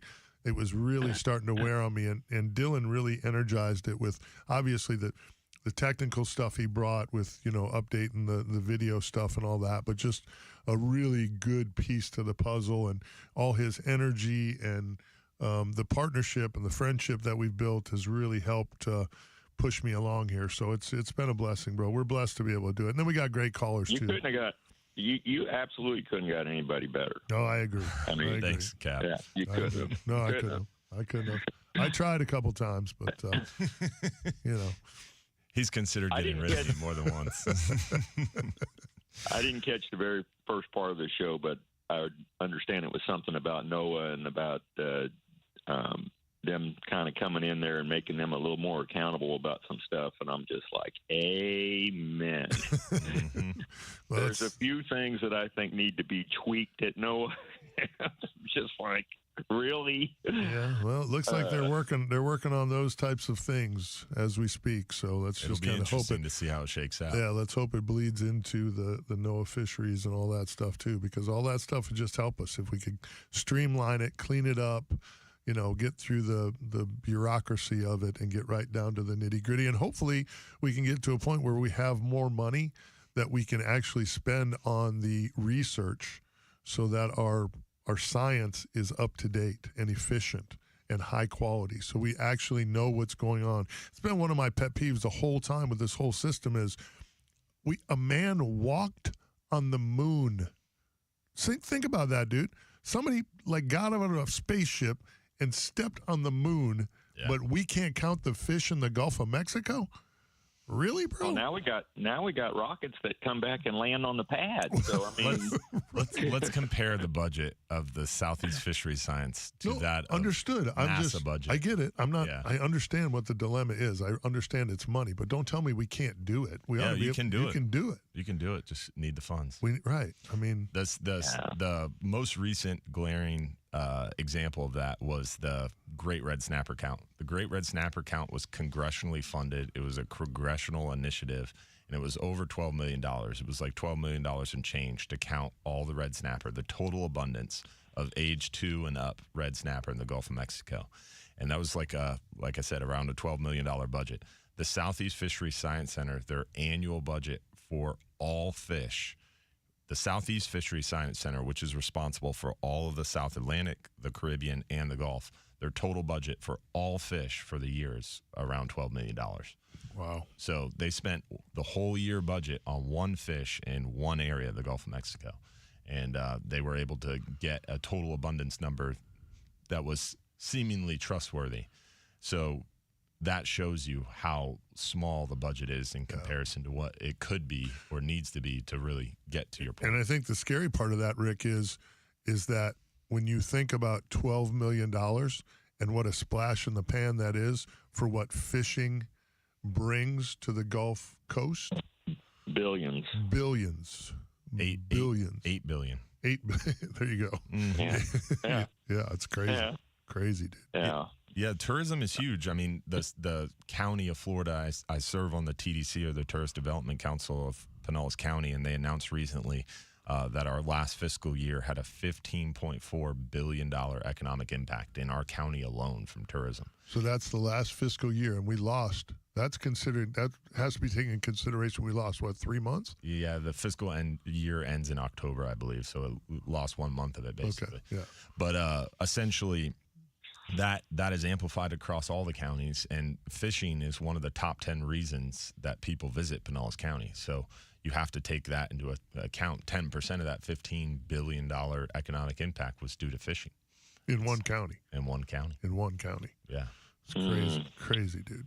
Crazy. Yeah, it's a big impact that we have. Yeah. Hey, how's your bite real quick? Tell me about the bite, buddy. I got out on the nearshore reefs one day last week. We caught a ton of fish, but we didn't get anything that was really a drag puller or whatever. And I was the only one to get a couple hogfish, and the hogfish were not big enough. But we weren't keeping any fish. We still would have had a box full of gray snapper. I mean, AKA white grunts and porgies. We would have had a box full of fish if we were keeping fish. And then we came back inside, and the speckled trout bite has just been great. It's been phenomenal. And We did really well on speckled trout. A lot of fish in the slot. Nothing really big. We didn't get into any big fish, but a lot of fish in the slot and lots of them. And I'm seeing that pretty much all around the whole bay in our area. So that's been really good. Haven't got to do any real snook fishing and stuff. And I know with these temperatures popping up the way they are right now, I'm kind of jonesing for not being able to do that. Get in some of these back bay areas and just light them up. But if I don't have these trips going on and I've got pretty days, you know where I am right now. I know where you are. When I asked you about the bite, I'm like, I wonder if he's going to tell me about the saltwater bite or the freshwater bite. Both. Well, that's how he rolls. I can't stand it when we have these days and there's hardly any wind and it's absolutely beautiful. I'm like, I think I'm going to hook the grocery boat up and go someplace. That bite has been good. It absolutely is. I mean, we have definitely subsidized our freezer where instead of chicken, we're eating some fish, and you know that's some of the best fish there is. No doubt. We had a real good day. Thursday, we had a real good day with a couple buddies. My one buddy, I have created a monster. He was tearing me up, and I was like, oh, you know, because I played ball with him. He's a great racquetball player, and he usually schools me. If I get double digits against him, I feel like I've accomplished something, and he was schooling me on the fishing that day, and I'm like, you enjoy your day. You enjoy your day.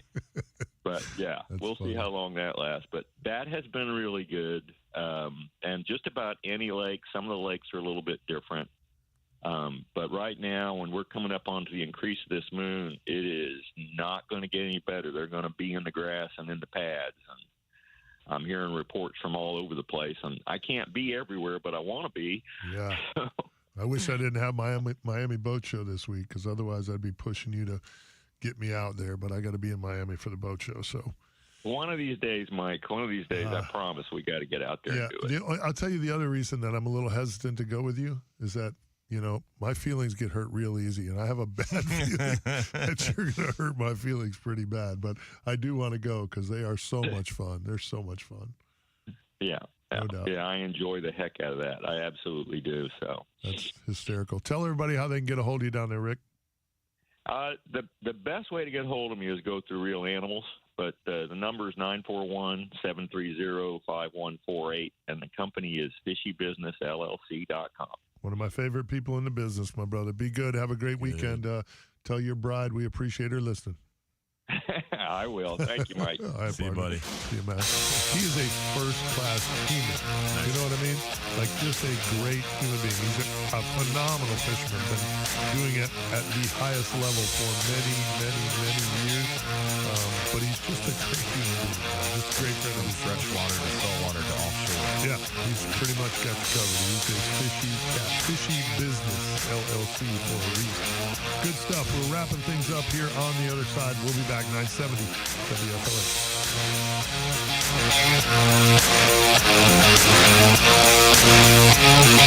How old you are? Like 23 years. 23 years on Sunday. Crazy. That's insane, bro. Unbelievable.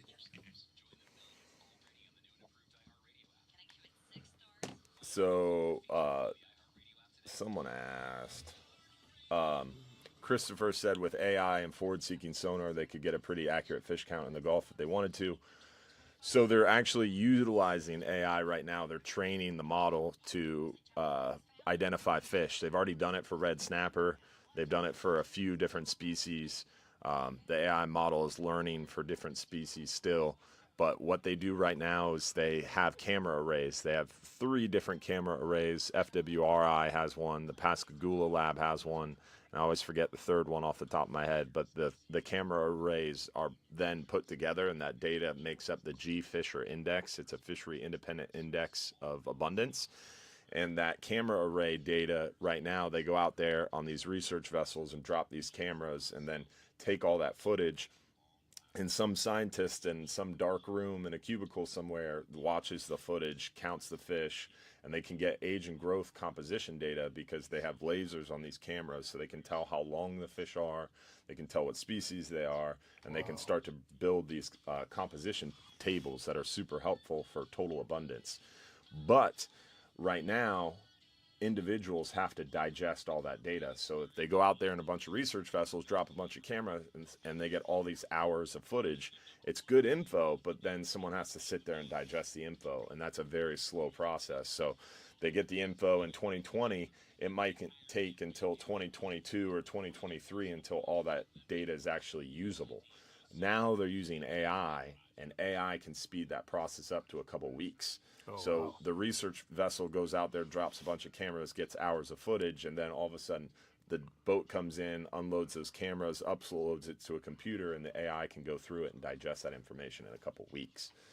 But the AI model hasn't been trained completely. But there's projects that are being worked on right now to help improve that process, and Moat Marine has been a big player in it. They're actually putting cameras on commercial boats now, and the cameras watch all the fishing areas, and they even watch underneath the boat, and the cameras can then discern what's being caught and kept, what's being caught and discarded, and they're testing this camera information. And that's another thing that could potentially be tested in the recreational fleet. You get a certain subset of the recreational fleet that's willing to put these cameras on the boats. We've done it on party boats already. We've been a part of a grant project and a citizen science project where we put cameras on party boats and watch fishing, and then the cameras use AI to measure what's being caught and kept, what's being caught and discarded, and also discard composition. Does the fish swim down out of view? Does the fish float away and die? Are they using descender devices, venting tools? So there's a lot of AI technology that can really, really help, but it's all being worked on right now. So that's coming, which is good. Wow. Yep. Crazy, crazy, crazy. We'll take all the help we can get.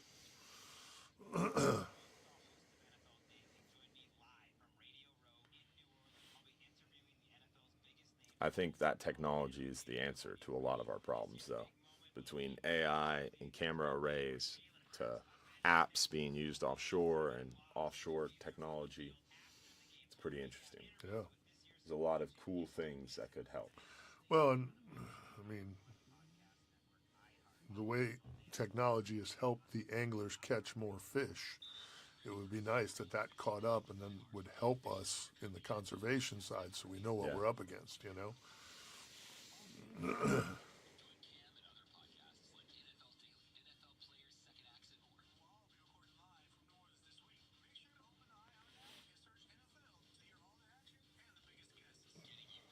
Mahoney.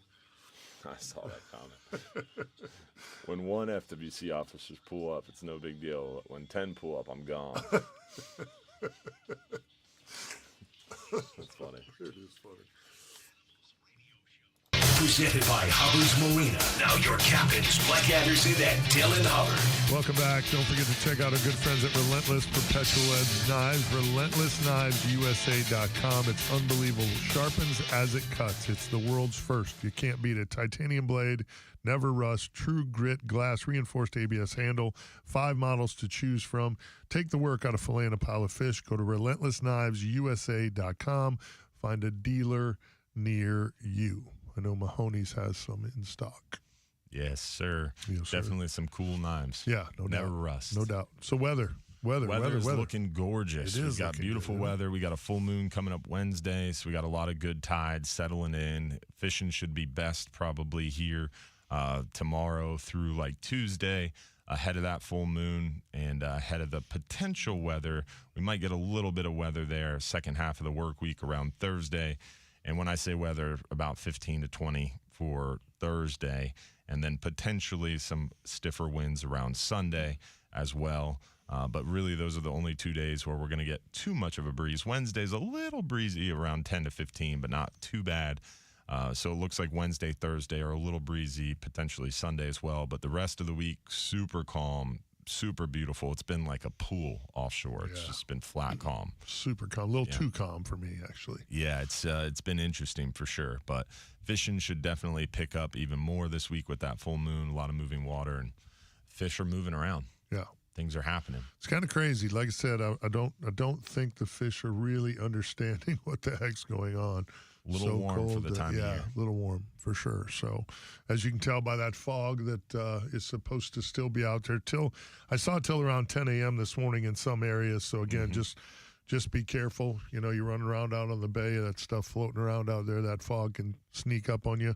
If you do have your machine, remember to trust your electronics. They usually work pretty good. So trust them. It's easy to get turned around out there, real easy in the fog. So pay attention, go slow. Don't get running around out there crazy in the fog, especially without, even with or without radar. You just never know what's floating around out there or whatever. So be careful. Keep an eye peeled. Yeah, for sure. Yeah. You don't need that craziness. Yeah. Got to be careful out there on the water for sure, and stay paying attention. So you got no Sunday night show this week. No Sunday Super night Bowl. show. What's due your to the Super pick? Bowl. We got a Super Bowl. Do you have a pick? I hope the Eagles win. I really like Saquon and Hurts and that duo, and they have a really, really good looking team. So I hope they pull it off. The Chiefs get a three-peat. That'll be pretty cool too. But I know all of the Eagles fans aren't jackwagons. Yeah. Like, you know what I mean? Not all of them. But that like our group, buddy Nick Nieves. Yeah, He's a good dude. There's a lot of good. That's what I'm saying. I don't want all the Eagles fans to think I don't like them. Just because most it's not of them. I don't even want to say most. I mean, I got a buddy in my neighborhood, retired military cat, who's just Jeremy, who's a great guy. He'll be at the Super Bowl party, and he was talking smack as the season started, Packers and Eagles and all that, you know. So, I mean, he's a great guy, great fan. I get it. But they got some really meat-headed fans in Philly, bro. They got some meatheads, dude. There's no doubt about it. So, and then the Chiefs that fans, part of Philly I don't like. But the Chiefs fans, I mean, they've got the whole Taylor Swift universe. It's really hard not to. It's really hard not to like Mahomes. I think he's just a good dude, man. Yeah. He's a good family guy. You know what I mean?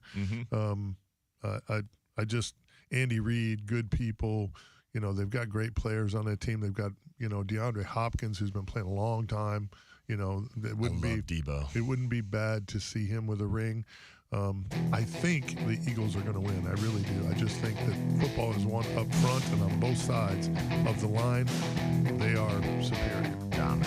Yeah, I mean, the Chiefs have a great defense too. There's no doubt about it. I just want to see Saquon jump over someone. Yeah, he's a freak, dude. Yeah, he's he a hurdles good, someone, that'll be awesome. He's a good human being, bro. And I think Jalen Hurts is a good guy too. You know, we'll see what they do in the week. What do you think, Derek DeBose? You want to chime in on this? What do you think, buddy? He's like, what? I got the Eagles. You got the Eagles. Okay, I got the Eagles too. I'm hoping. All right. That's 3 for 3. Yeah, I'm good with that too. We'll see how it goes. One way to You find know, there out. has been 3 NFL championships in a row, right? Yeah. There has been? What do you mean? Well, the Packers did it before the Super Bowl. Oh. What, that doesn't count? It doesn't count. Why?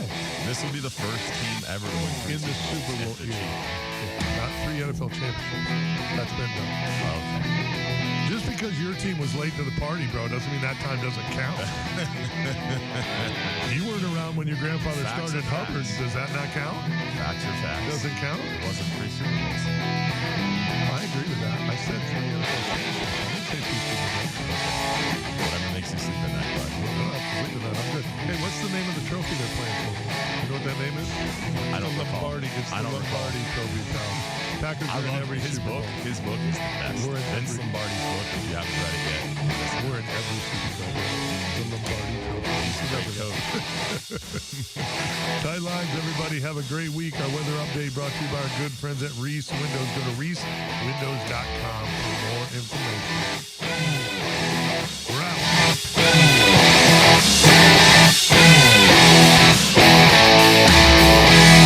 Year with my Packer gear on, they're like, you know the Packers aren't in the Super Bowl, right? Like, bitch, we're in every Super Bowl. It's They're the like, Vince, what do you mean? Vince Lombardi Trophy. I'm like, it's the Lombardi Trophy, fool. We're in every Super Bowl. You guys have a good day. Thanks for watching and thanks for tuning in. Hopefully, we'll see you next week for another episode. And join Hopefully. Mike tomorrow, 7 to 9 a.m., 620 WDAE. Who do you got tomorrow? Just the 3 of us, 3 amigos. Oh. Yeah, we'll get caught up with Mahoney and all his craziness. And The whole OG team tomorrow. yeah, we'll be in tomorrow. So talking fishing and probably talking a little football as well. All right, guys. Y'all have a good day. Enjoy your Saturday. And watch out for that fog this morning. Yeah, for sure.